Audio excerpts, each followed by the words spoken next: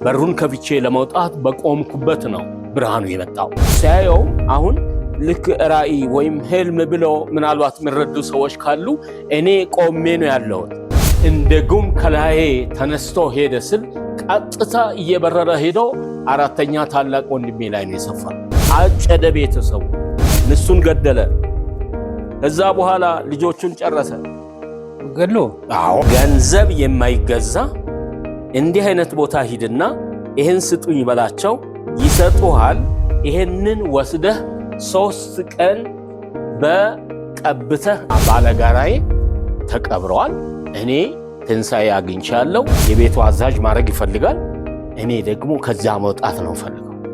እግዚአብሔር ከዚህ በታምር አስወጣኝና እጁን እንዲዘርግቶ ወደኔ እየተራመደ ስመጣ እንትን ሲያደርገው ዋው!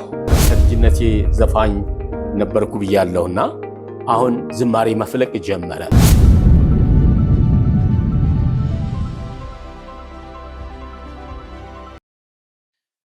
ተመልካቾቻችን እንዴት ከረማችሁ? ይህ የሳምንቱ ሕያው ምስክር ዝግጅታችን ነው። ባለፈው ሳምንት ሕያው ምስክር ሳምንት አይደለም ዝግጅታችን አንድ እንግዳ ይዞላችሁ ቀርቦ በጣም በሚያጓጓ ቦታ ላይ ሰዓታችን ስላለቀ በቀጠሮ ተለያይተን ነበረ። ዛሬ እንደገና ጋሽ ተስፋዬ ወልደ ኢየሱስን እንደገና ይዤላችሁ ቀርቤያለሁ። ጋሽ ተስፋዬ ወልደ ኢየሱስ እንግዲህ የሚገርም ምስክርነት ነው። አንዳንዶቻችሁ በእውነት ሰው በዚህ ውስጥ ያልፋል ወይ የሚል ጥያቄም ጠይቃችኋል። በርካታ መልሶችን አግኝተናል። እንደገና እንግዲህ ከቆመበት ለመቀጠል አንዳንዶቻችሁ ለምንድን ነው የምታራዝመው ብለዋል። እንግዲህ ረጅም ሰዓት ሰው ማስቀመጥ በጣም ከባድ ነው። ስለዚህ ሁለተኛ ደግሞ እናንተ ካያችሁት እናንተንም ግብረ መልስ ካየን በኋላ ደግሞ ሰዎችን ማቅረብ ደግሞ የበለጠ ታሪኩን በደንብ እንዲብራራ ስለሚያደርግ ዛሬ መልሰን በቀጠሮ ተገናኝተናል። ጋሽ ተስፋዬ እንኳን ደህና መጡ። እንኳን ደህና ቆያችሁ። እንግዲህ ባለፈው ሳምንት ምስክርነቶትን በዓለም ዙሪያ ሁሉ ተሰምቷል እና በጣም ብዙ አስተያየቶች መጥተዋል። ሾጋም ተደውሏል እና ምን አጋጠሙት? ምን ከተደወለሉት ውስጥ ብዙዎች በመደነቅ ነው ሰው በዚህ ውስጥ ያልፋል ወይ ለካ እንዲህ ነው ወይ በዚህ ነው ወይ ያለፍከው ብለው እግዚአብሔርን ሲያከብረው አይቻለሁና ለራሴም አንዳንዱ ነገር አዲስ ሆኖብኛል። ምክንያቱም መለስ ብዬ እንዳያየው አድርጎኛልና ብዙዎች በመደነቅ አናግሮኛል። ይሄ ከየሰው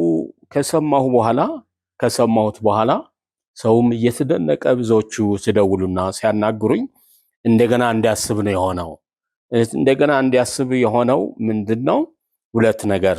አንደኛ የጠላትን ጭካኔ ያው ባለፈው ብዙውን ዝርዝር ያለሁኝ ሰው ሁሉ ይሄንን ቢያስብ ከዚህ ከክፉ ነገር ደግሞ ማውጫው፣ መዳኛው፣ ማምለጫው ኢየሱስ ብቻ ነው።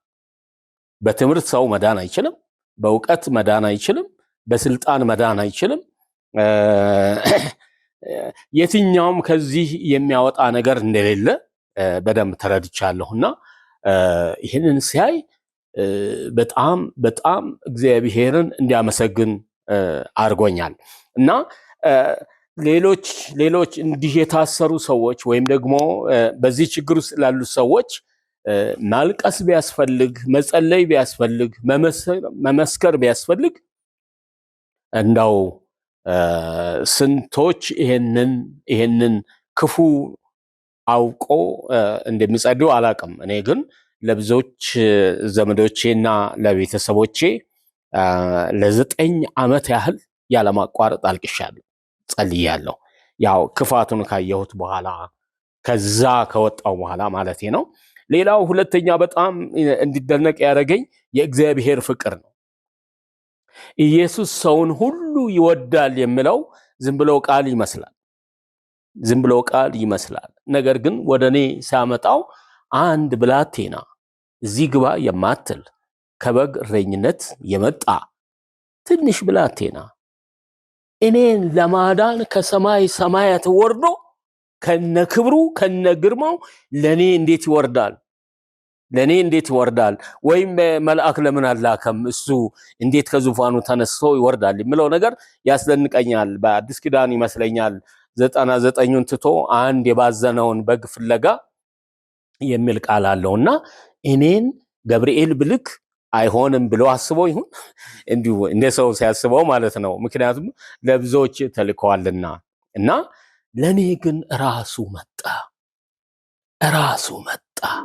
ከእግር እስከ ጸጉሩ ከነክብሩ ከነግርማው ለማየት እድል ሆነልኝ እና እሱ ሲመጣ ደግሞ የሆነውን ባለፈው ተናግሬያለሁና ሌሊቱን በሙሉ እንደ ወንዝ ነው በላይ ላይ ይፈስ የነበረው። ሲያየውም አሁን ልክ ራእይ ወይም ህልም ብሎ ምናልባት የሚረዱ ሰዎች ካሉ እኔ ቆሜ ነው ያለሁት። የቆምኩት ለምንድን ነው? ተኝቶ ይሁን ልውጣ ብዬ መተኛታቸውን እንዲህ እያየሁ ነው ያለሁት። በሩን ከፍቼ ለመውጣት በቆምኩበት ነው ብርሃኑ የመጣው። ልክ ብርሃኑ ሲመጣ ለወጠኝ ማለት እችላለሁ። ምክንያቱም አንደኛ ገና እንደመጣ ክፉ ነገር በሙሉ ረገፈ። ባለፈው ተናግሬያለሁኝ። በቃ ከላይ ረገፈ፣ ከአጠገቤ ረገፈ። ወደ ሲኦልም የወረዱ ይመስለኛል። ምክንያቱም ምንም ነገር ሌላ ነገር የለማ። ሌላ ዓለም ውስጥ የገባሁ ነው የሚመስለኝ። ይህንን አሁን ባለኝ መረዳትና አሁን ባለኝ ነገር ሳስበው ሰው በእውነት ወደ ጌታ ሲመጣ ሲቀበለው በዓለማዊ ነገሩ በሙሉ ረግፎ ወደ መንፈሳዊ ዓለም የማንገባ ከሆነ ክርስትና እኔ ጥያቄ አለኝ። ምክንያቱም እኔ እንደዛ ነው የሆንኩት። ነገሬ በሙሉ ነው የተለወጠው። ያ መለወጡ ብቻ አይደለም፣ እንደ ወንዝ ነው በላይ ላይ የሚፈሰው። የሰላም ምንጭ፣ የደስታ ምንጭ፣ የእርካታ ምንጭ ኢየሱስ እንደሆነ አየሁ። ያን ጊዜ ግን ማነው ምንድነው አልገባኝም እና ሌሊቱን በሙሉ ከዛም በኋላ መጀመሪያ ያልተኛሁት ወጥቼ ለመሰቀል ነው። አሁን ግን ደስታውን ሊቆጣጠረው ስላልቻልኩት ዝለል ይለኛል። በእንግዳነት ቤት እንዴት አድርጌ ልዝለል? ግን ወዲህ ሲንቆራጠጥ ነጋ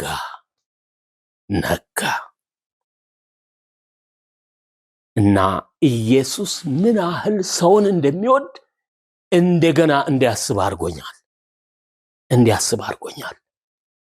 እባካችሁ አሁንም የምሰሙና የምታዩ ሰዎች አይታችሁታል፣ ቀምሳችሁታል፣ ገብቷችኋል፣ ከሱ ጋር ናችሁ ብዬ ለመጠየቅ ድፍረት አለኝ። ምክንያቱም ልክ አየሁትና ካየሁት በኋላ አሳይቶኝ ተናግሮኝ እኔን እመነኝ ብሎኝ የሄደ አምላክ አይደለም፣ ከኔ ጋር ነው ያለው። ይህን ያህል ዘመን ስጓዝ ከኔ ጋር እንዳለ ሴንስ እያረኩ ነው። ይህንን የሚለይ አምላክ ሳይሆን የሚተው አምላክ ሳይሆን አብሮኝ የሚኖር አምላክ ስለሆነ ክብሩ ለእሱ ይሁን። ይህንን ተረድቻለሁ።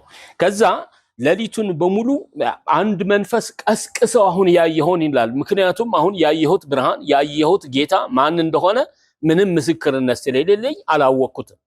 ግን አንድ ታምር ሆኗል። የሆነው ምንድነው? ያ ባለጋራዬ ተቀብሯል። እኔ ትንሣኤ አግኝቻለሁ። ሰላሜ፣ ደስታዬ በቃ ከቁጥጥሬ ውጭ አድርጎኛልና ነጋ። ሲነጋ አሁን እነሱም ተነሱ። ልናገር ከአፌ ላይ ሳያመጣ ምሱን ከዛ በፊት አላቅም፣ ልጆቹንም አላቅም። እንግዳ አይደለም እንዴ? ልጅ አይደለም እንዴ? አሁን በሰው ፊት ያየኸውን ነገር ትናገራለህ ይለኛል። ፈራው። ይህንን ደግሞ የሚያውቅ ጌታ አንድ ቦታ ደርሰን እንመጣለን ና አለኝና ይዞኝ ወጣና ከሰፈሩ ራቅ ብለን ወደ ባቡር መንገድ ስንደርስ ጋሼ አቤት፣ ማታ እኮ አይቼ የማላውቀው ነገር አየሁ አልኩት። ምን አየህ ስለኝ ገና መናገር ሲጀምር ከዛ በፊት ምንም ብሎ የማያውቅ ከዚህ እንደ ግድግዳ ዘለለ። ጌታ ይመስገን፣ ያየኸው ኢየሱስ ነው፣ የመጣልህ ኢየሱስ ነው። አሁን ቤት መሄድም አያስፈልግም። ከዚህ ከባቡር መንገድ እዚህ ዳር ላይ ወጣና ተንበርከክ አለ። እንኳን ተንበርከክ ቀርቶ እሳት ዋጥና ከዚህ ነገር ትድናለህ ብለኝ እኔ ከነበረኝ ስቃይ ፊምን ለማወጥ ተዘጋጅቻለሁ። እና ዳር ወጣሁ፣ ተንበረከኩ። እጅህን ወደ ላይ አንሳለኝ፣ አነሳው። ቃል ክዳን አስገባኝ። ልክ ቃል ክዳን እንዲበል ብሎ ሁሉን ነገር ከጨረሰ በኋላ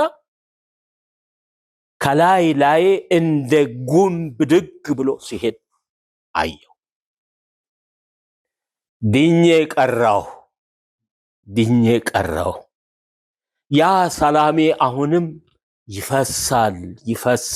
ይፈሳል። ከዛ ታይዘን ተመልሰን ቤት ተመልሰን ወር ከ15 ቀን ወር አካባቢ እዛው ከሱ ጋር ቆየሁኝ። ደስታዬ አሁንም ቀን ከሌት እንደዛው ነው የሚቀጥለው። ነገር ግን እግሬን በቁስል መታው። በአገር ቤት ያለው ከልጆች ጋራ የገና ጨዋታ እንጫወት ነበርና ያቺ ገና መጫወቻዋ ትንሽ ነገር እዚሽ ጋር ነክታኝ ነበርና እሱ ወደ ቆላ ቁስል ተለወጠ። እዛ ዝንቦች ጋር ይሁን ሌላም ይሁን ጠላትም በዚህ ላጥቃ ብለው ይሁን አላቅም፣ ከፍተኛ ቁስል ሆነ። ይሄንን ቢያሳያችሁ ደስ ይለኛል። ምንድነው የሆነው? እዚህ ጋር ቁስል ሆነ፣ እዚህ ጋር ቁስል ሆነ። በቃ ይሄ በሙሉ ስጋው አልቆ እዚች ጋር ያለች አጥንት ብቻ ቀረች።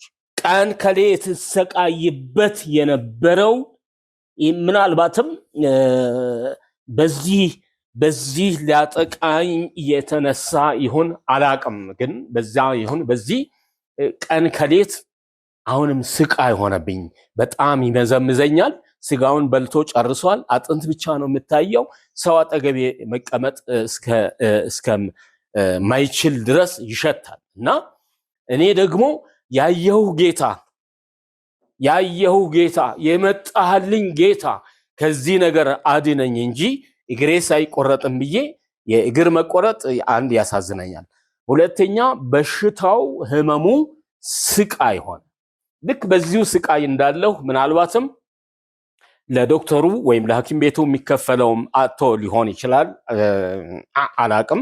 ወንድሜን አላቆም ነበርና 7ኛ ታላቄ ነው፣ አዋሳ ነበር የሚኖረው። ወንድምህን ላስታውቅህ ብሎኝ ይዞኝ ሄደ። ልክ እሱ ጋር ሲሄድ ደግሞ ከሚሰራባቸው ፈረንጆች ጋር ተጣልተው ኦልሬዲ ወደ አዲስ አበባ ለመመለስ ቤተሰቡ አዲስ አበባ ስለነበረ ለመመለስ እየተዘጋጀ ነበርና አይ ይዘህ ተመልሰህ አትሄድም፣ አዲስ አበባ ነው ይዤ የሚሄደው ብለው አዲስ አበባ ይዘው ይመጣ ከነቁስሌ ማለት ነው። አዲስ አበባ ሲመጣ ደግሞ ባሰብኝ ቁስሉ። የቁስሉ መባስ ብቻ ደግሞ ሳይሆን ልክ ጥቂት ጊዜ እንደተቀመጥኩኝ ምስቱ ተነሳችብኝ። ወይም ይሄን ልጅ ከዚህ ቤት አባር ወይኔን ፍታኛለች። የእናቴ አባቴ ከአንድ እናትና ከአንድ አባቴ የተወለድነው ወንድሜ ነው። ምንም ማድረግ አልችልምና ብሎ ከቤት አባረረኝ። ከተማውን የማላቅ ሰው፣ ቁስለኛ ሰው፣ ሳንቲም የሌለው ሰው፣ ልብስ የሌለው ሰው ከቤት አውጥቶ ሲያባረረኝ አሁን የሱን ክፋት ለመናገር አይደለም፣ ጠላት ግን ምን ያህል ሰውንም እንደሚጠቀም እንድታውቁ ብዬ ነውና እና ይሄን እግሬን እየጎተትኩ ወጣሁ እና እግዚአብሔር ሆይ አሁንም ድረስልኝ። ደርሰህልኝ የለ ከሞት አድነህኝ የለ የሚበላው የለኝም፣ የሚለብሰው የለኝም፣ የሚያደርገው ነገር ምንም የለም። ጨለማ ማለት ነው በሰውኛ። ግን ውስጤ ደስታ ነው ያለኝ። ያየሁት ጌታ ፊቴ ላይ ተስሎ ነው ያለው። ይሄን ቁስል፣ ይሄን ሁሉ መከራ፣ ይሄን ሁሉ ችግር ይዞ ሰው መደሰት ይችላል? መደሰት ይችላል። ኢየሱስ በልብህ ካለ የትኛውም መከራ፣ የትኛውም ችግር ትንሽ ነው የሚሆንብህ። እና ጌታ ሆይ አልኩ። ጌታ ሰው ላከልኛ። ገንዘብ የማይገዛ እንዲህ አይነት ቦታ ሂድና ይሄን ስጡኝ በላቸው፣ ይሰጡሃል። ይሄንን ወስደህ 3 ቀን በቀብተህ እንዳለ ይሄንን ቁስልህን ፀሐይ ላይ ቀቅለዋል። ፀሐይ ላይ ቁጭ በላለኝ። ሄጄ ስጠይቅ ምን ችግር አለው ብሎ ይሄን የሚያክል ሰጠኝ። መድኃኒት ቤት ነው መድኃኒት ቤት ገራጅ ሄጄ ግራሶ ቀዩ ግራሶ በዛ ዘመን ቀዩ ግራሶ ይባላልና እሱን ይሄን የሚያክል ሰጠኝ። እሱን ቀብቼ 3 ቀን ውስጥ ቁስሉ ደረቀ። አጥንት የነበረው ስጋ በቀለ፣ ደፈነ። ጌታ ሆይ ደረስክልኝ። በ3 ቀን ውስጥ ሊቆረጥ የነበረ እግር ሐኪም መድኃኒት የሌለው በቃ መቆረጥ ነው ያለው እድል ባለ እግር ሆኜ ቀረው። አንካሳ ይሄ ሰው ሐኪም ነው ወይስ ምንድነው? ሐኪም ነው። ሐኪም ቤት እኮ ነው ይዘኝ ሄደው። ሐኪሙ እኮ አዎ በቃ ምንም መድኃኒት የለውም። ይሄ ቆላ ቁስል ነው። ስለዚህ በልቶ ጨርሶታና ወደ ሌላ ነገር ከመሄድ በፊት እዚህ ላይ ነው መቆረጥ ያለበት ያለ ከጉልበት በታች። ይሄ ግራሶ ተቀባ። አረ ጌታ የላከው ሰው ነው እንጂ ተራሰው ሲያለቅስ አይቶ ነው። ምን ሆነ ነው አለ። እንዴ ይሆንና ታያለህ አይደል እንዴ? ይሄማ መድኃኒት አለ እዚህ ጋራጅ ግባና ቀይ ግራሶ ስጡኝ በላቸው ይሰጡሃል አለ። ሳንቲም እኮ ሳልከፍል በአንድ ቆርቆሮ ይሄን የሚያክል ሰጠኝ። ወስጄ ቀባው። በ3 ቀን ውስጥ ደረቀ። መዝሙር አለኝ። ስለዚህ እግዚአብሔር የተባረከ ይሁን። አሜን። ዳንኩኝ ከዚህ ቁስል። ከዚህስ በኋላ ምን ልብላ? ምን ልጠጣ? ምን ልልበስ? እፍ ብዬ መሬት ላይ ተኝቼ አውቃለሁ። ካርቶን አንጥፌ ተኝቼ አውቃለሁ። 3 ቀን የ10 ሳንቲም ቆሎ አጥቼ ውዬ አድሬ አውቃለሁ። ያ ሁሉ ሲሆን ግን ውስጤ አሁንም ደስታና ሐሴት ነው የሚያደርገው። ጌታ ሆይ ነው የምለው። ምክንያቱም አሁን የእናቴ ልጅ አባሯል። አገር ቤት እንደው ከሰው ለምኜ እንኳን ልሂድ እንዳልን ምንድነው እየጠበቀኝ ያለው? ሲኦል ነው።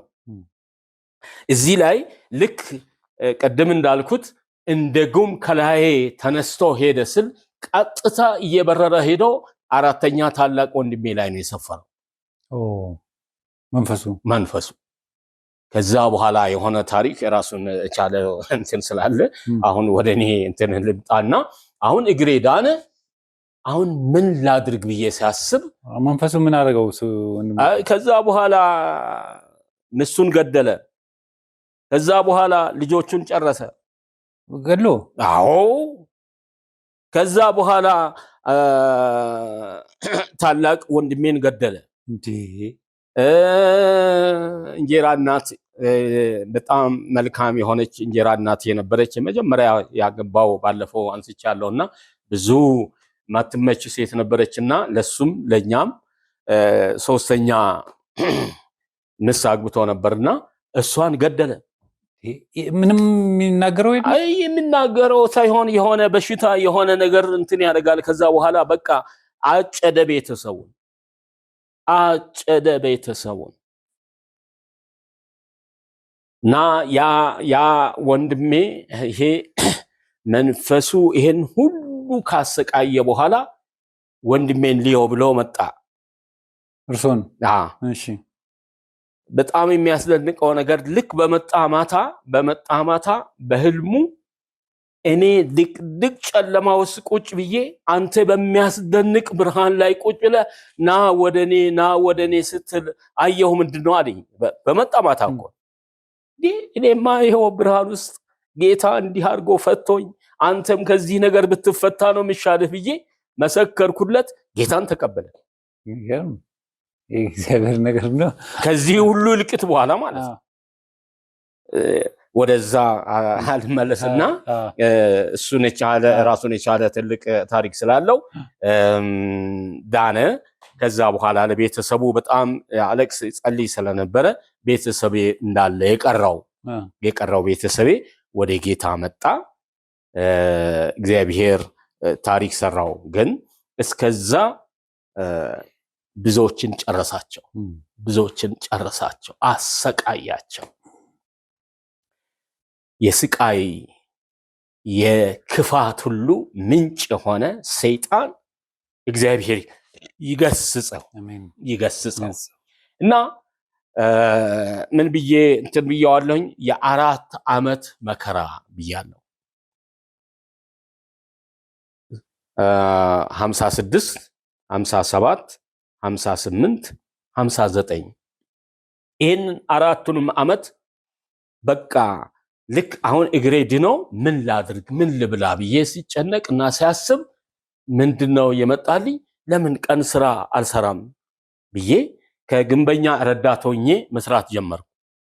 ሲጀምር ይሄ አሻዋና ሲሚንቶውን ከዛ በፊት እጄ ነክቶም ስለማያውቅ እሱን ሲያቦካ ምን ስል እጄ በሙሉ ተላጠ። እንዴት አድርጌ ልስራ? ወጣው። ከዛ መስራት አልቻልኩም። አናጺ ጋራ ረዳት ሆኜ ተቀጠርኩ። እሱ ደግሞ አንድ ኮንትራት ወስዶ ያን ስራ ከሰራ በኋላ እንደገና ስራ እስከምታገኝ ድረስ መቀመጥ ነው። ምንም ማድረግ አልቻለም። እሱንም አቆምኩ። አሁን ምንድነው ማድረግ ያለብኝ ብዬ ሲያስብ የመጣልኝ አንድ ነገር ነው፣ ኩልነት ነው። ኩልነት ማለት አሁን ከተማውን ለሚያውቅ ሰው ነው። አማርኛውን አላቅም፣ ከተማውን አላቅም፣ በየት ተሄደው በየት መርካቶ የት ጋር እንደሆነ አላቅም። እና በቃ እሱን መለማመድ ጀመርኩ። እሱን ተሸክሜ 10 ሳንቲም ይከፍልሃለሁ ካለች አንድ ሴት የነዳች ትሄዳለች። ለመመለስ ወደዛው መርካቶ ለመመለስ ምልክት እያረኩ ይሄዳል። እና እንደሱ እያረኩ አሁን መብላትና መጠጣት ጀመርኩ። ልክ ይሄንን እያረኩ ጥቂት ጊዜ እንደቆየው ጌታ ሆይ አሁን ያንተ ልጅ ሆኜ አንተ እንዲህ ሆነ አንተ ይህን አድርገህ እንዴት ነው እኔ ኩሊ ሆኜ እንዴት ነው ምን ትችላለህ ይለኛል። የምችለውንማ አንተ ታውቃለህ እና ልስሮውን አለኝ። ልስሮ ለመሆን ይሄንን ቀን ኩሊነት እየሰራው ከራት ከቁርስ ከምሳ የተረፈችዋን ገንዘብ አጠራቀምኩና 2 ብር አደረስኳት። በ2 ብር የልስሮ ዕቃ ከነ ቀለሙ ከነ ብሩሹ ከነ ሳጥኑ ገዛው። 2 ብር የሚገርም 2 ብር ገዛውና አሁን ልስሮቹ እንዴት እንደሚጠርጉ አጥንቻለሁ። እና 5ኛ ፖሊስ ጣቢያ ይባላል በዛ ጊዜ እና እነሱ ጋር ሲሄድ አንተ ጩለው ከየት ነው የመጣህ ብሎ ያባርሩኛል። ተመልሼ አጠገባቸው እየተለማመድኩ መጀመሪያው ቀን 12 ብር ሰራው። ገና መጀመሪያ ቀን ከዛ በኋላ ልብሴ ተቀየረ። የሚበላው ምጠጣው ያለው ነገር ሁሉ መቀየር ጀመረ። እና ይሄንን ስሰራ ጥቂት ጊዜ ላይ ነው ጌታ ሆይ ያንተ ልጅ ሆኜ አንተ እንዲህ አድነኝ፣ አንተ እንዲህ ተገልጠህ እንዴት ነው የሰው ልጅ የሰውን ጫማ አሁን ያስጠርጋል አያስጠርግም እያልኩ የሰው ጫማ የሚያየው ሌላ ነገር አድርግ እንጂ እኔ እንደሰው ነው የምናገረውና ይሄንን የተረዳው ጌታ በቃ ምን ትችላለህ ይለኛል። አሁን የምችለውንማ አንተ ታውቃለህ፣ ግን የሰው ጫማ እየጠረኩ መኖር አልፈልግም። በቃ አሽከርነት ውስጥ አስገባኝ። 8 ብር በወር በቀን 12 ብር እያገኙ እዚህ ጋር 8 ብር ስራው አስጠላኛ እንጂ ብሩ ይሄ ይሻል ነበር። ብሩ ይሄ ይሻላል፣ ግን በቃ ሰው ያስጠርጋል። ያኔ እኮ ትልቁ 25 ሳንቲም ነው ወይ 10 ሳንቲም በብሩሽ ባረግ 25 ሳንቲም ከነቀለሙ። እኔ አሁንም በድቤ ውስጥ ያለው ማደግ ነው፣ የተሻለ ነገር ማየት ነው። እና እዛ ገባው አመት ከምናምን እስከ 58 መጨረሻ ድረስ አሽከርነት የቆየሁበት ቤት የሱ አለቃ የሚሆን አሁን ስሙን መጥራት ስለማልፈልግ ትልቅ ባለስልጣን ሰው ፈልግ ብለዋል መሰለኝ። እሱ ቤት በሆይነት አስገባኝ። ልክ ለሱ ልብስ አልባሽ፣ እንግዳ ተቀባይ፣ እንግዳ ሸኚ ልክ እዛ ባለስልጣኑ ፕሮቶኮል ማለት 25 ብር 25 ብር አስገባኝ። 8 ብር 25 ብር እና እዛ ገብቼ ደግሞ ጠዋት 12 ሰዓት እነሳለሁ። ማታ እስከ 6 ሰዓት እረፍት የሚባል የለም። እንግዳ ያ ይመጣል፣ ያ ይወጣል፣ ያ ይገባል፣ ያ ይወጣል። በቃ ስቃይ ሆነ። ስቃይ ሆነ።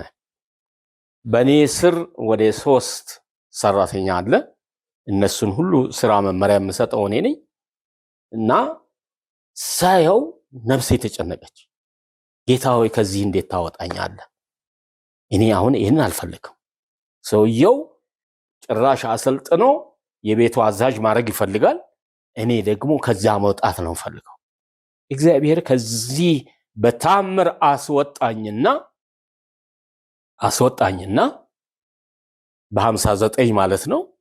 በ59 ዓመተ ምህረት አንደኛ ገራጅ ትምህርት ውስጥ ቀን፣ ሁለተኛ ማታ ትምህርት የቀለም ትምህርት እንድማር እግዚአብሔር በር ከፈተ። ሰውየው አይለቀኝም ነበር። ይሄ ሰው ባለስልጣን ነው፣ የትም ማምለጥም አልችልም። ግን እግዚአብሔር ጥበብ ሰጠኝ። ታምም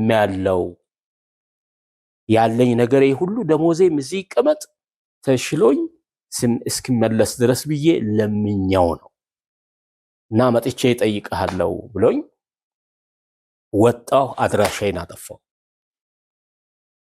ከዛ በኋላ ቢያስፈልግ በዛ እሱ ባስቀጠረው ሰው ሄዶ ቢያስፈልግ በከተማ ቢያስፈልግ ከየት ያለ እግዚአብሔር ከዛ ጉድም አወጣኝና እዚህ ውስጥ ከተተኝ። እዚህ ውስጥ ስገባ ምን ውስጥ ገቡ? ገራጅ ውስጥ ገባሁ። ገራጅ ትምህርት ውስጥ ስገባና ማታም ትምህርት ውስጥ ስገባ በቃ አሁን ቤተ ክርስቲያን የት ነው ያለው የሚለውን እስከዛ ይሄንን 4ቱን ዓመት የሚመራኝ ያ ራእይ ነው። መጽሐፍ ቅዱስ አላቅም፣ ጸሎት አላቅም፣ ክርስቲያን አላቅም፣ ቤተ ክርስቲያን አላቅም። ኢየሱስ ግን ከኔ ጋር ነበር። በዚህ ሁሉ መከራ ውስጥ ሲያልፍ፣ በዚህ ሁሉ ሲሄድ ከኔ ጋር ስለነበረ ነፍሴ ሐሴት ታደርጋለች ውስጤ። እንደ ሰው ስታስብ ደግሞ አሁን እኔ እንዴት አድራለሁ፣ እንዴት እውላለሁ፣ ምን እበላለሁ፣ ምን እጠጣለሁ የሚለው ነገር አለ ነው። እሱ ያውቃል፣ እሱ መንገድ አለው። ይህን ሁሉ ሲያሰለጥነኝ 4 ዓመት ቆይቶ ልክ ስፈልግ ቤተክርስቲያን ኤስአኤም የሚባለውን አበሻና ፈረንጁ እንትን ነው በሺፍት ነው የሚያመልኩትና እነሱ ጋር ገባሁ። መከታተል ጀመርኩ። ልክ ሰው ገራጅን ለመማር ገብቶ 4 ዓመት 5 ዓመት 6 ዓመት የሚፈጅባቸው አሉ። በ1 ዓመት ያንን ሙያ በ1 ዓመት ጨረስኩ። የጨረስኩበት ምክንያት ይሄን እንዲያስተምረኝ ከአከሌ ጋር ረዳቱና ሆነ ስራ ተብዬ በሱ ጋር የተቀጠርኩት ሰው ልክ አባቴ አድርጌ ያዝኩት። ቤቱ ሄጄ ልብሱን አጥባል እሁድ ማለት ልክ ወንድሙ አረኩት። እሱ ያለውን ነገር በሙሉ ያሳየኝ። እኔ ደግሞ ልክ በነፃ ልማር ነው የገባሁት። በሳምንቱ ነው ደሞዜ ታሰበኝ። ይሄም ታምር ነው፣ ተደርጎ አይታወቅም።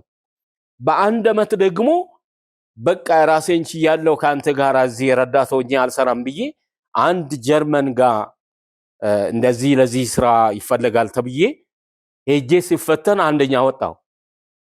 180 ብር ደሞዝ ተቀጠሩ። ተመልካቾቻችን ይህ የሕያው ምስክር ዝግጅታችን ነው። የዝግጅታችን አጋማሽ ላይ ደርሰናል። እንግዲህ ከዚህ በኋላ ደግሞ ረፍት አድርገን እንመለሳለን። የትም ሳትሄዱ ቆዩን። እንግዲህ በቴሌቪዥን ስለሚተላለፍ 30 ደቂቃ ላይ ረፍት እናደርጋለን። ከረፍት በኋላ ደግሞ ተመልሰን ያቋርጡን ታሪክ ይነግሩናል።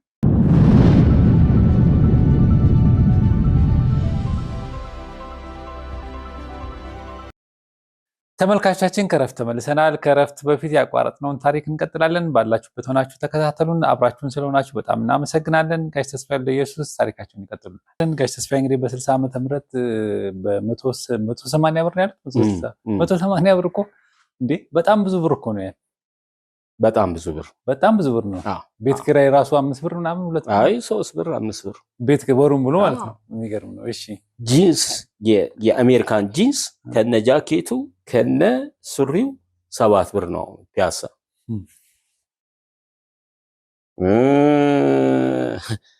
ክትፎ 50 ብር 50 ሳንቲም ነው። እንጀራ በወጥ እየተጨመረ 15 ሳንቲም ነው። ይሄ ያየሁት የበላሁት የበላሁትን ነው። የአሜሪካን እስካሁን መጽሔቱ አለኝ ኮሜርስ አጠገብ ወተት በቡና 50 ሳንቲም ነው አለኝ መጽሔት። እንዴ ውድ ነው እሱማ 50 ሳንቲም ማለት እኮ ክትፎ ስንት ነው? 50 ሳንቲም ክትፎ እኩል ሆነ እኮ ወተት በቡና። አሜሪካን ነው የአሜሪካን ካፌ ነው።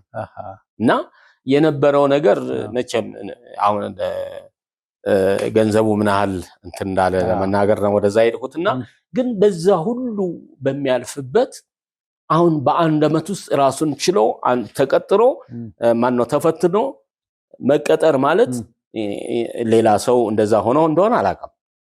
እኔ ግን እግዚአብሔር ይሄንን በር ሲከፍት ለራሴ አሁን በዚህ ይደነቃለሁ። እንዴት እንደዚህ ሊሆን ይችላል? ልክ መስከረም 22 ቀን ቅድም እንዳልኩት ኤሳይም ከመመላለስ በስተቀር አባልም አይደለሁም። ጥምቀትም ሌላ ትምህርትም አልጀመርኩም።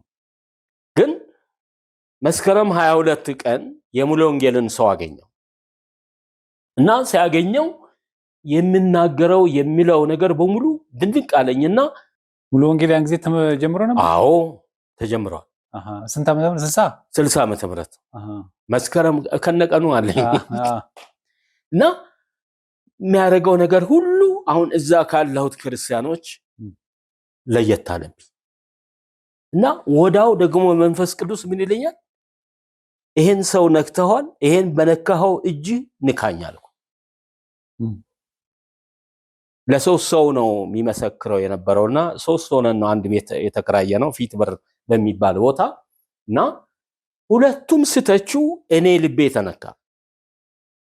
እነሱ የዛ ቤተክርስቲያን አባሎች ናቸው እና እባካችሁ የሚቀጥለው እሁድ ቀጠና 2 ሙሉ ወንጌል ይዣችሁ ልሂድ አለ። እኔ ሰኞ መቼ ማክሰኞ መቼ ስንት ቀን ቀረ እያልኩ ቀን እቆጥራለሁ፣ ምክንያቱም ልቤ ተነክቷል።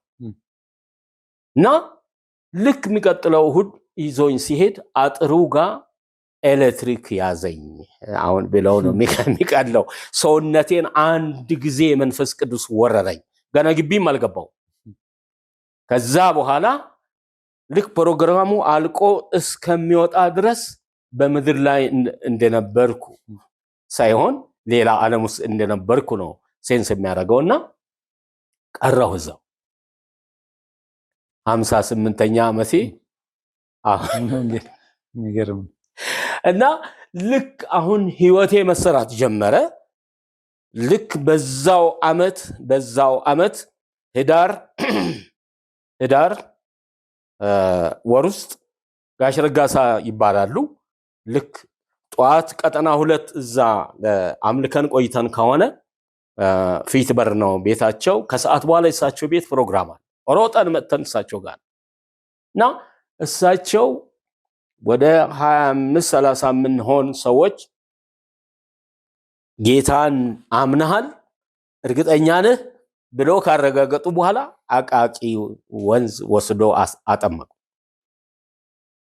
በህዳር ወር በ60 ዓመተ ምህረት ከዛ አዳር ተጀመረ። ቀኑን ሙሉ የት ጋር ፕሮግራም አለ ነው እንጂ ጧት የወጣን ማታ ለመኝታ ነው የምንገባው እንጂ ከፕሮግራም ተለይተን አናውቅም። ሌላ ነገር ለመስማት ጊዜ የለም፣ ሌላ ነገር ለማየት ጊዜ የለንም። እና አዳር ተጀመረ። አዳር ሲጀመር 12 ሰዓት ነው የሚጀመረው ከማታ ጧት 12 ሰዓት ነው የሚቆመው። ልክ በዛ አዳር ውስጥ የካቲት ወር ላይ ያኔ ኤሌክትሪክ ነው ያዘኝ ብያለሁ። አሁን ግን ሌሊት እየጸለይን እያለን ሌላ ታምር ሆነ። ይሄን የሚያክል እሳት ከላይ እየነደደ እንዲህ እየተንዘገዘገ ስመጣ አያለው። ይሄን ስናገር ምናልባት ለምትሰሙ ሰዎች ይሄንንም ለምታዩ ሰዎች መንፈሳዊ አይን የሚያግደው ነገር የለም። ጨለማ ያግደው፣ ከኋላ ያግደው፣ ግራ ያግደው፣ መዞርም አያስፈልግም። አራቱንም ማዕዘን ነው የሚያየው እና ጨለማ ቤት ነው፣ ግርግዳ ተደግፌ ነው የሚጸልየው። ይሄን የሚያህል እሳት ግን ከሰማይ ሲመጣ አያል። ይሄ እሳት መጣና እዚህ ጋር ሲደርስ ይዞኝ ሄደ። ሌላ ቋንቋ ስለሌለኝ ነው። ቋንቋ የተለወጠ በልሳን ነው የሚጸልየው። ፕሮግራሙ 12 ሰዓት ሆኖ ሲያቆም ተናደድኩ። ውስጤ ተበሳጨ። ለምን ይመልሰኛል የሚል ነገር ነውና እሳት እንደገና ሞላኝ። እሳት እንደገና በህይወቴ ላይ መቀጣጠል ጀመረ። ምድርን የሚረግጣት አይመስለኝም ነበረ። በቀን ለስንት ሰው መሰከርኩ ነው እንጂ አብሬም ሲሰራ ለሚሰማ ሁሉ መናገር ነው ስለ ኢየሱስ። ወጥቼም ቤቴ እስከሚመጣ ድረስ ቄስ ነው፣ ትልቅ ሰው ነው፣ ትንሽ ሰው ነው፣ ኢየሱስ ያስፈልግሃል ነው። አስቀምጥህማ። እንደዛ ሆነ። ከዛ ያው ባለፈው ሲናገር ከልጅነቴ ዘፋኝ ነበርኩ ብያለሁና አሁን ዝማሬ መፍለቅ ጀመረ። በሄድኩበት ቦታ ሁሉ መዘመር ጀመርኩ እና በዛ ዘመን ደግሞ ጊታር ይዟል። አከሌ ዘማሪ ነው፣ አከሌ ምንድነው አይደለም። እኔ መዝሙር አለኝ ብለህ እጅን አንስተህ መጠየቅ ነው። መድረክ ላይ ወጥተህ መዘመር ነው። እንደዛ ተጀመረ። እግዚአብሔር የዝማሬን አገልግሎት በህይወቴ ላይ ማቀጣጠል ጀመረ። ሌሊቱን ደግሞ ይሄ አርብ በሳምንት አንድ ቀን ነው ቀደም ያልኩት እሳት የወረደኝ ማነው ያየሁት አዳር ጸሎት ነው። ማታ የ7 ሰዓት እና የ8 ሰዓት ጸሎት ነው። በዚህ ጸሎት ላይ በላይ በሚነደው እሳት የተነሳ በዙሪያዬ ክራይ ቤት ጠፋ። ማለት ክራይ የሚገባ ሰው ጠፋ። ምክንያቱም እኔ ስጸልይ አድራለሁ። ሌሊቱን ከዚህ ሰፈር ጥፉ ብሎ የሚያባርር ወይም ከግርግዳ ጋር የሚያጋጭ መንፈስ አካባቢውን በሙሉ ባዶ አደረገው። ይሄ ምስክርነትን ስለምሰማ በዚህ ውስጥ አጠገባችን የነበረች አንድ ሴት 7 ልጅ የቀበረች አመቺሳ የሚባል በኢትዮጵያ ውስጥ የሚታወቅ ይመስለኛል። 7 ልጅ ቀብራለች። በ2 ዓመቱ በ3 ዓመቱ በአመቱ ቀብራ በቃ ከባሏ ጋር ለመፈታት ተዘጋጅቶ የነበረች ሴት ጧት እያለቀሰች መጣች። ማታ እኮ ከግርግዳ ጋር ሲያጋጨኝ አደርኩኝ፣ እባክህ ምንድነው አለችኝ። ኢየሱስ ያድንሻል ብዬ መሰከርኩላት። ቤተክርስቲያን ይዤ ሄድኩ። ለቀቀ መንፈሱ። በአመቱ ወንድ ልጅ ወለደች። ፋንታዬ ትባላለችና ስሙን ተስፋ ያለች። ኧረ እባክሽ ከኔ ጋር አታያይሽ፣ እኔ ምንድን ነኝ ብዬ ቢመሰክርም ነው አለች። አሁን የልጆች እናት ነች። ሰፈሩን የሚያናጋ መንፈስ፣ የማያስተኛ መንፈስ፣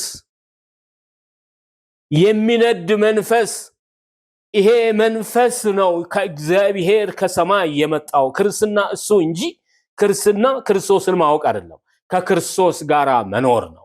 ከክርስቶስ ጋራ መውጣት ነው። ከክርስቶስ ጋራ መግባት ነው። ከክርስቶስ ጋራ መስራት ነው። ከክርስቶስ ጋራ መኖር ነው እና እሱ ሆነልኝ።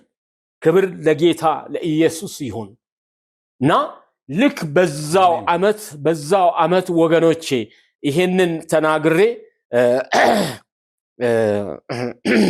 የሚቀጥለው እንትንዋልና በዛው አመት አሁን እሳት እየነደደ ነው። ለ3 ወንደላጤዎች ነን አንድ ቤት ያለ ነው። እኔ ልክ በኔ የሚመላለስ ወይም ደግሞ በኔ የሚነኩ የመሰለኝ ሌሊት እጄን እጭናለሁ። እነሱ ይሄን ቤት ወይም ከዚህ ቤት መቼ ባወጣ ብሎ ነው የሚጸልዩት። እኔ ደግሞ መቼ ነው እኔን ያገኘኝ እሳት እነዚህን ሰዎች የምታገኛቸው እያልኩ ጸልያለሁ። ግን አይነኩም። ከልብ ጋራ ጉዳይ አለ። ቅድም እንዳልኳችሁ ገና ይሄንን ሰው እንዳየው ምንድነው መንፈስ ቅዱስ ያለኝ? ይሄን ሰው ነክተዋል፣ እኔንም በዚህ በነካው እጅ ንካኝ ብዬ ጓግተህ መጣህ ብሎ ገና ግቢው ሳልገባ አጥሩ ጋር አገኘኝ። አጥሩ ጋር አግኝቶኝ አሁን መስራት ጀመረ።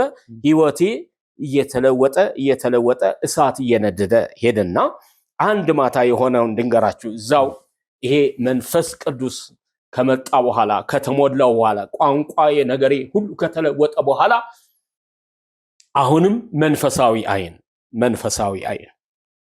ተኝቻለሁ። ማብራት አጥፍተናል። ይሄንን ፎቅ የሚያክል የሰው መልክ ያለው በጣም ተቆጥቶ ይሄን እጁን እንዲዘርግቶ ወደኔ እየተራመደ ሲመጣ ያለው አሁንም ስለ መንፈሳዊ አይን ለመናገርና ያየሁትን እውነታ ለመናገር ነውና ይሄ ሰው ሲመጣ ይሄን ሁሉ ሲሞላ ይሄ ሁሉ ሲጠመቅ ይሄ ሁሉ ሲደረግ ደህንነት ትምህርት ብሎ ነገር የለም። ምንም ትምህርት የሚባል ነገር የለም። አሁን የሚያውቀው ምንድነው? በስመ አብ በወልድ በመንፈስ ቅዱስ ነው እንጂ በኢየሱስ ስም ማለት እንኳን አላውቅም። እና በስመ አብ በአብ በወልድ በመንፈስ ቅዱስ ስም ጭራሽ ተቆጥቶ ወደኔ እየተንደረደረ ሲመጣ ልክ እጁ እዚህ ጋር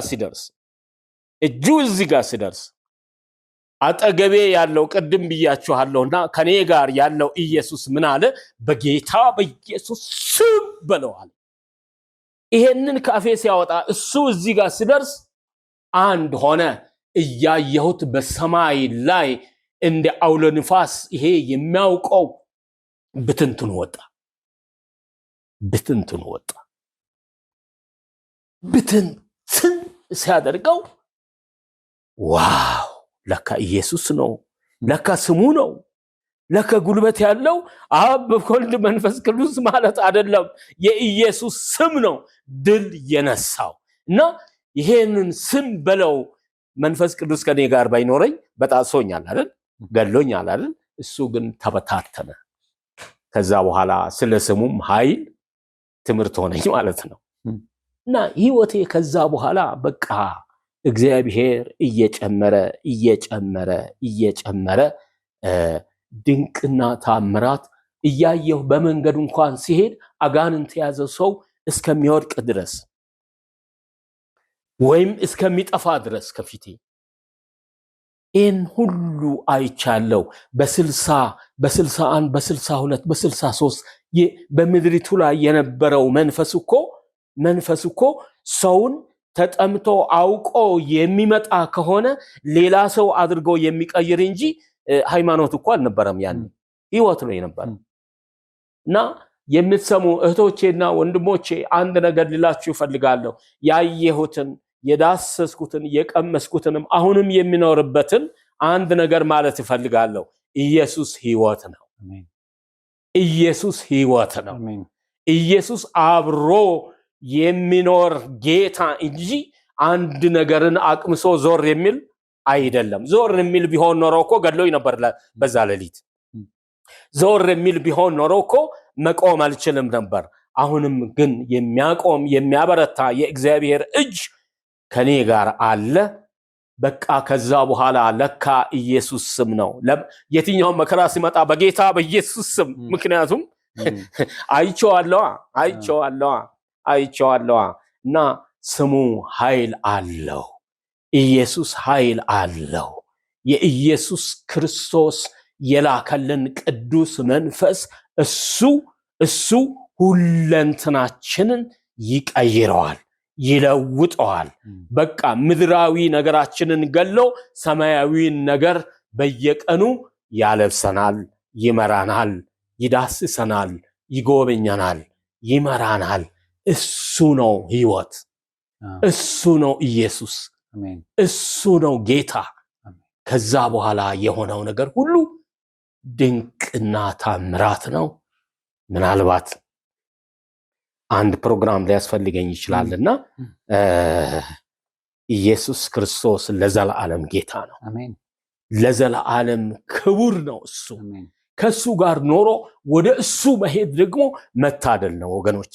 እግዚአብሔር ቃል እንደሚናገረው በኤፌሶን ምዕራፍ 1 ላይ በመንፈሳዊ በረከት ሁሉ የባረከን የሚለው ነገር በቃ ይሄ መንፈሳዊ ነገር ተባርከናል ወይ? ከመንፈሳዊ ነገር ጋራ ከመንፈስ ቅዱስ ጋራ ህብረቱ አለኝ ወይ?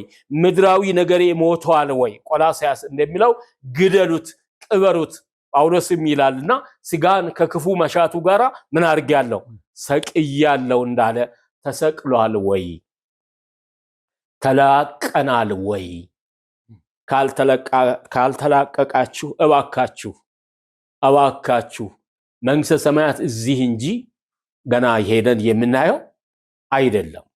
በትንሿ መንግሥተ ሰማያት ነው ያለሁት እኔ 24 ሰዓት ደስተኛ ነኝ። እኔ የሚቃጀው ህልም የለኝም።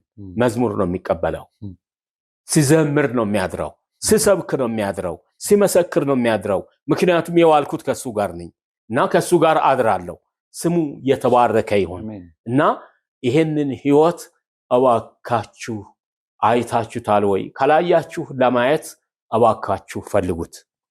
ቀምሳችሁታል ወይ? ካልቀመሳችሁት መንገዱ ይሄ ብቻ ነውና ይሄንን እግዚአብሔር ይርዳችሁ። እኔ ረድቶኛል። እኔ እዚህ ደርሻለሁ። ጌታዬ አምላኬ ስሙ የተባረከ ይሁን። አሜን። ክብር ለእግዚአብሔር ይሁን። እንግዲህ በጣም ጥሩ ምስክርነት። እንግዲህ ይህን ሰምቶ ብዙ ሰው ነፃ ይወጣል። ጌታ ደግሞ በዚህ ውስጥ ስራ ይሰራል። መንፈስ ቅዱስ ነው ስራ የሚሰራው። ጌታን በጣም እናመሰግናለን። እንግዲህ ተጨማሪ ምስክርነቶች ደግሞ ወደፊት ደግሞ እንደገና ተገናኝተን ቀጣይ ደግሞ ጌታ ያደረገለትን ይነግሩናል። ጋሽ ተስፋዬ በጣም እናመሰግናለን። እግዚአብሔር ባርኮት።